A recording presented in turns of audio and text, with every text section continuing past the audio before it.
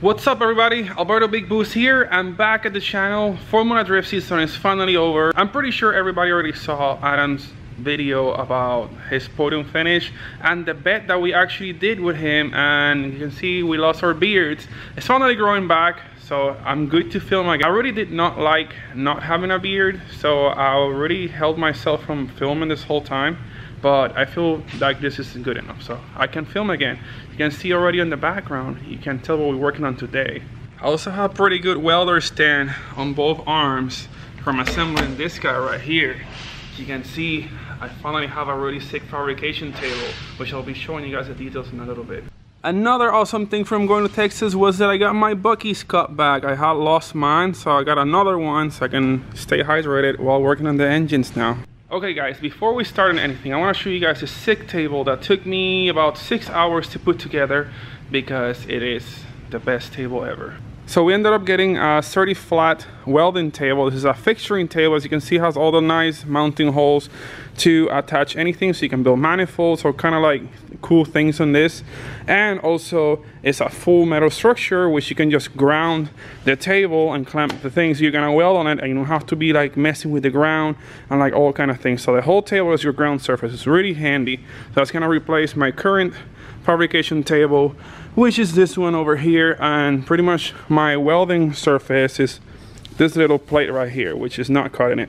I also got a couple other accessories which I'm gonna be mounting on later, which one of them includes a vice mount, so I can have a really nice professional vice mount off from the table, so it gives me a lot more room to not hit the wrench in this area and stuff. So it's like a lot better than what it has right now, and then I can put both my TIG welder and my MIG welder next to the table, since it's a little bit smaller than this one, so everything should fit in the spot like no problem.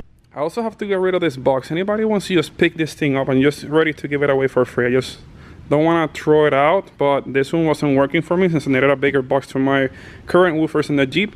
So if anybody wants this box, feel free to just hit me up on Instagram. You can just come pick it up. I'll give it away for free.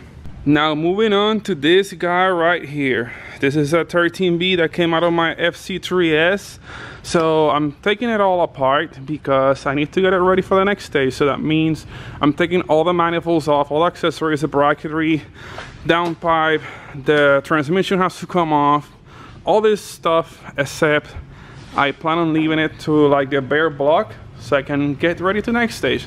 So let's get started on this project. I think the first thing I want to do is take the transmission off and starter to like at least get rid of the whole half of the engine off one time. The first thing I'm going to remove is the starter. Seems to be two 14mm bolts. So let's just take this off real quick. It looks like this one has this bracket on the other side and a loose nut. So I'll remove that one first and put it aside.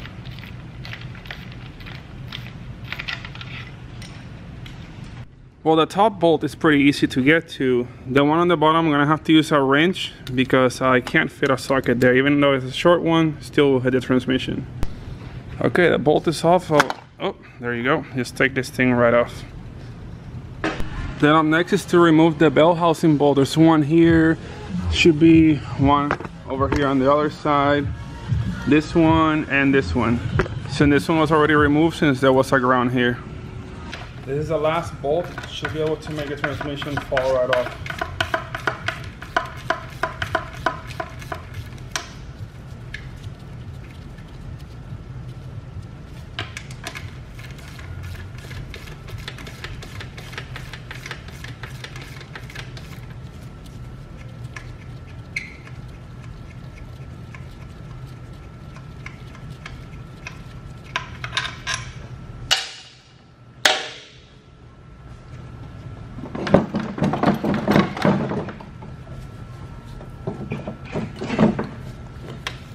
Trying to see where do I grab this thing from.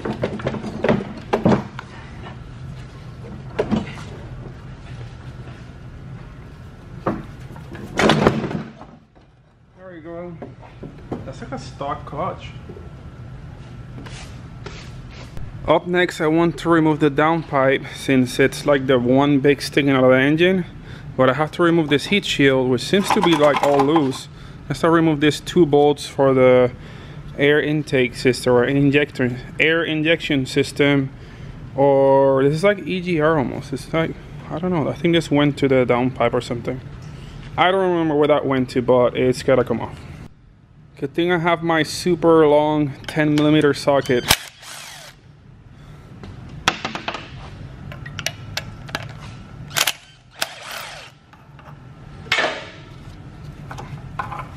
Yeah, we don't need you anymore. Now she'll be able to like, yep, there you go, wiggle right off. Well, the turbo on this thing is pretty fat. Look at that giant exhaust housing for a stock turbo. Huh, I didn't know they were so big. And I think, yeah, it's a factory T4 flange too. The hardware for the downpipe had this little like things that you have to bend out. So they're like locking tabs. So you have to like straighten them out so you can put a socket on the nut and remove it. Pretty easy like that with a screwdriver. And I think there's one more down here. Just gotta bend this out of the way. That should be good enough to remove. Now that all the hardware is removed, just pull on this thing, it should come right off. We don't need you either. There you go. Little tiny guy. And let's see what our turbo looks like on the inside. Huh, not too bad for our old turbo, huh? I already have a delete plate for all of these accessories here, so this thing is gonna get removed, and this thing is also gonna get removed. I think, right, yeah, this is a water inlet for the turbo, so that stays, but I have to remove it to remove the turbo anyway. So I'm gonna take this off first, and this to kind of like clear room around here. Then also get rid of this hose. I can remove the thermostat housing. Gonna gain some room around here. Then this bracket for the air pump also gets removed. I don't think I'll be needing that anymore. Then I got the oil drain. Then I gotta see where's the other water line for the turbo. It's this one right here. So it's gotta disconnect here, disconnect here. Then the oil feed goes into this fitting right here. So you just gotta undo that, and then I can remove the turbo 4 bolts that are holding it to the manifolds that here, here, here, and here.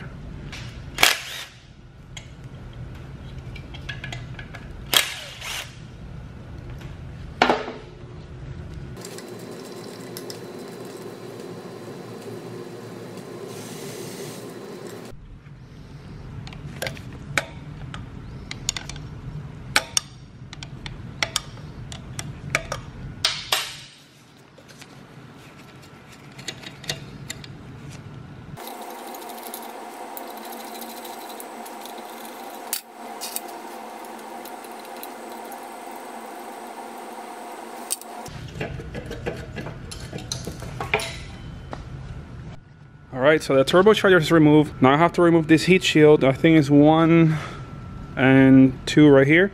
Just 2 little 10mm bolts that are holding it in. And then I can remove the 4 exhaust manifold studs, and I can remove that. Then I can proceed to the intake. Also, the turbo's right here. So looks kind of dirty, so I have to clean it up. Maybe I'll put this for sale. So it doesn't really seem to have any shaft play at all, like very minimal. No truss play whatsoever. That's good. Just probably somebody might want this turbo there, RX-7. Well, the largest exhaust manifold ever is now exposed. So I gotta take these 4 studs off. Oh, it wasn't too bad. Let's see this one. Not too bad either. I think it had an exhaust leak. I see like some black around this area right here. So good thing we're replacing this. I'm gonna make a custom exhaust manifold. I already see that it was missing. Well, no, that's weird. Fell off maybe.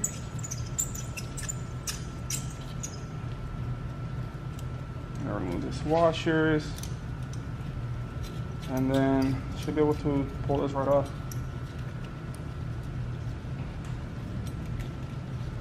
Let's see. Yep. Oh, wait, it's gonna stop. A little wiggle. There we go. Yeah, I think I could say my RX-7 had quite a bit of an exhaust leak. Look at that. It was leaking all over the place. No wonder it felt so crappy. And you can also see the same shadow of exhaust leak on the manifold as well. Up next should be removing this old rusty clutch that I will definitely not be using again, because no, this is not gonna do it. Has to go to the trash. So these are 14mm bolts.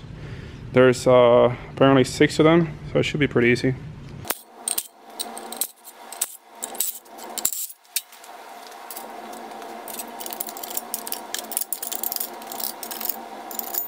Well, it looks like this is the one thing I won't be able to remove since I don't have the socket for this thing. The biggest I have is a 46, and it's definitely bigger than that. I don't know exactly the size, but I'll look it up later. I went ahead and removed the engine out of the engine hoist and put it on this table, since I have to remove the intake manifold and this bracket right here and the intake manifold are literally hold the engine on the stand. So now you gotta figure out how to remove all these vacuum lines and stuff that I definitely will not be needing later. I removed all these vacuum hoses from here. I don't need those. Same thing goes for the ones that go to these tubes. Then this whole thing now is gonna get removed. I already took off the vacuum port for the brake booster, which is a 14mm banjo bolt. Then you gotta take this nut off to remove this part. And then there's a 10mm right here, and right here. So it's 3 of them, and then this one on the top.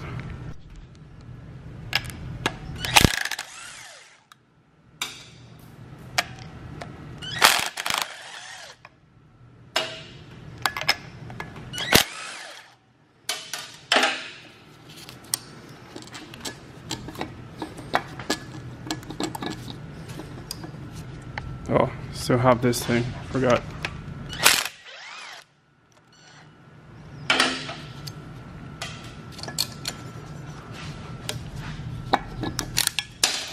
There we go, this whole thing is gone. Now for remover the upper intake plenum, there's this hidden bolt down here, or nut that you have to loosen up. Then it'll just slide right up. Then you have to remove this 1 nut, 2, there's 3, 4, and 5 that hold this together. Then also make sure to remove the vacuum lines from this side as well. TPS is already disconnected, everything is hooked off, so should be just these bolts off and should come right off. Alright, should be able to get this thing right off, yes. Well, the gasket kind of like broke. That doesn't matter, I'll get a new one anyways. Ah, sweet, it came right off, so there's no cleanup required. Nice.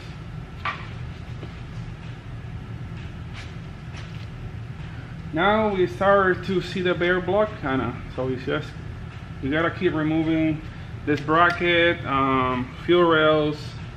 Then I can remove the whole lower manifold, and then we gotta also remove the front part of the engine.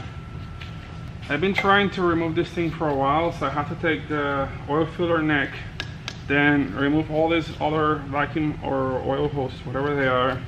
Then now I'm working on removing the fuel lines so I can get all this harness off, or vacuum line, or whatever line, so everything line off. Alright, fuel line coming off now. I don't think I'll be using this one later on either. I'll probably be upgrading to braided lines. Then I still got this one up here for the other fuel rail. Gotta get this out. I'm surprised that how old these lines are. The condition that they actually hold is not bad. I thought they would be like super brittle and break all over the place, but they're actually not breaking. Interesting, when I say, oh, just break, it will make it easier, but nope, not today. Come on, get out of there.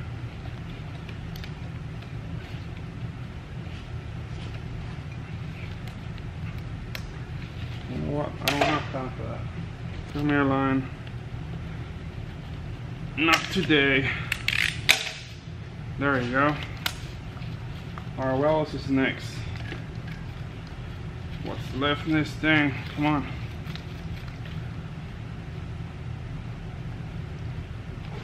Oh, there's still more stuff here. What's that? How many vacuum lines are there on this thing? Jesus, a lot. There, finally off. Now we're left here with injector harness. So I gotta undo these so I can take the engine harness off.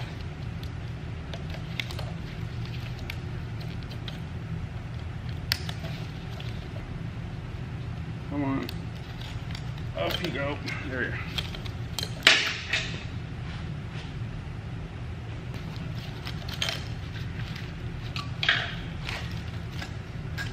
Alright, so the engine harness, I think it's pretty much done. What's left? Coolant, temperature for the gauge cluster.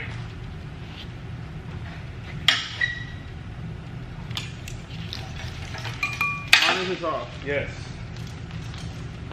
Lift this out of the way and then take everything off in one piece.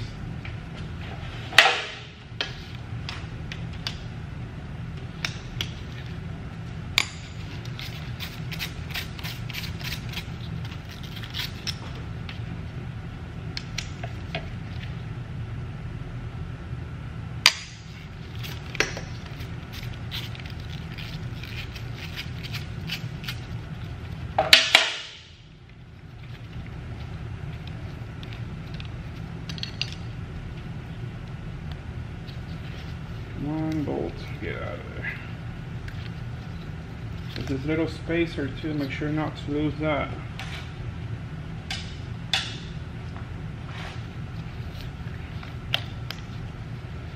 Secondary fuel rails off. I still got this vacuums for the oil injection system, which is also gonna get deleted.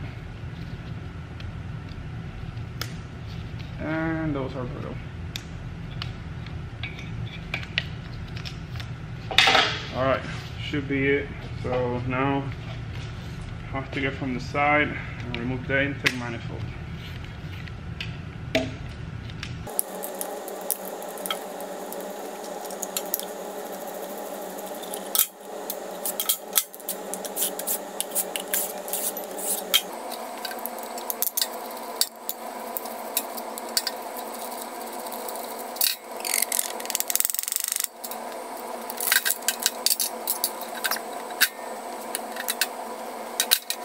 I think all we have left is just the water pump housing, and then I don't know if I should just remove the crank pulley so I can get it coated or something, and then that's about it. I can't remove anything else because then it wouldn't be great for what I'm trying to do next. You guys are probably wondering, why am I not fully disassembling the engine here? Well, the secret's out. I'm not gonna be rebuilding the engine myself.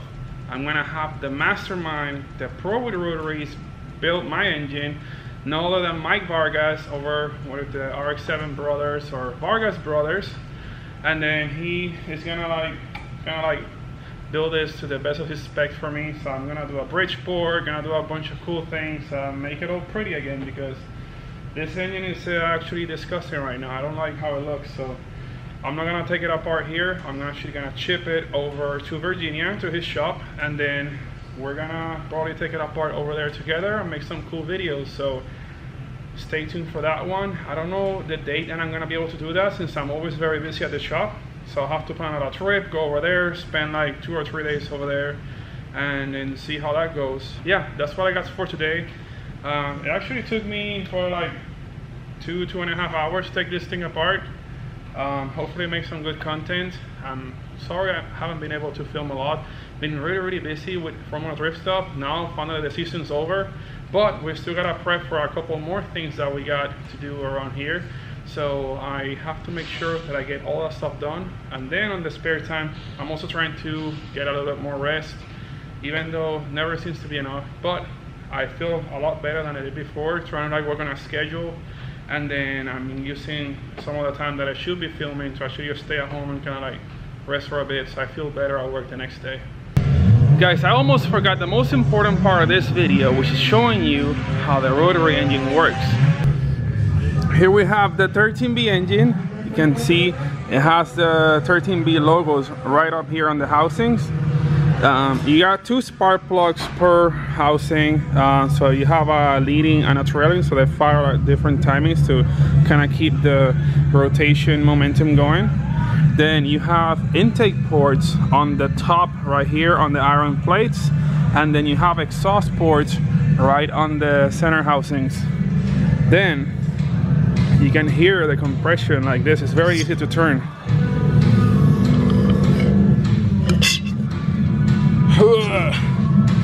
I'm trying to not get my hand stuck on that bolt. Has compression to be an old engine.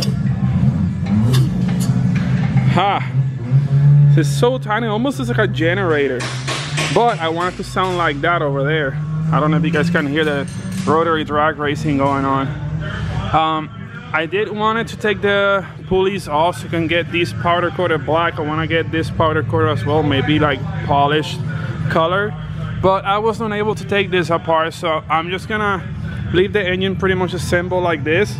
And then I'm probably gonna tape over all the orifices so trash doesn't get in there or leaks any fluids out.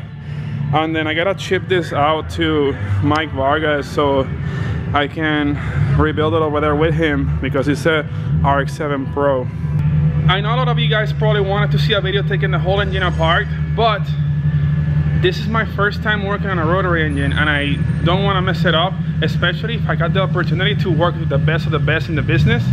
So I'm gonna chip this engine over there and we're gonna work on it together. So we're gonna make a really cool video. Hopefully I can make a lot of power out of this thing because I got a turbo almost the same size as the engine for it. Well, now I can properly close the video. So if you guys like the RX-7 content, smash that like button and subscribe for more awesome content. Gotta see what else can I film now. I'm running out of work at the shop, so we shouldn't be that busy. So probably I can work a little bit more on my cars and do a couple projects. The welding table is finally all welded together. I have to weld all of these. So what I did is I welded the corners and then I ground it smooth so there's no bumps at the table. It's perfectly flat and nice. Look at that surface. Now that's a surface you want to fabricate on. Then I also got a mount device on this thing right here instead of being over there on that corner. Well, that's it for today, guys. I'll see you guys in the next time. Time to take the Wildberry boost home. Bye.